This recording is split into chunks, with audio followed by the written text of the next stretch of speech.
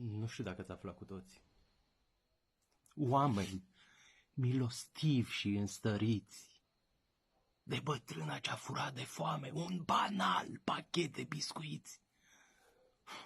Era acolo și cumpăra sărmana ieftin alimentul preferat, până când cu prețurile astea n-a mai avut bani și l-a furat. Nu știa să mintă și să fure. A trăit în cinste din puțin și au văzut-o că e speriată, parcă o muncea un gând străin.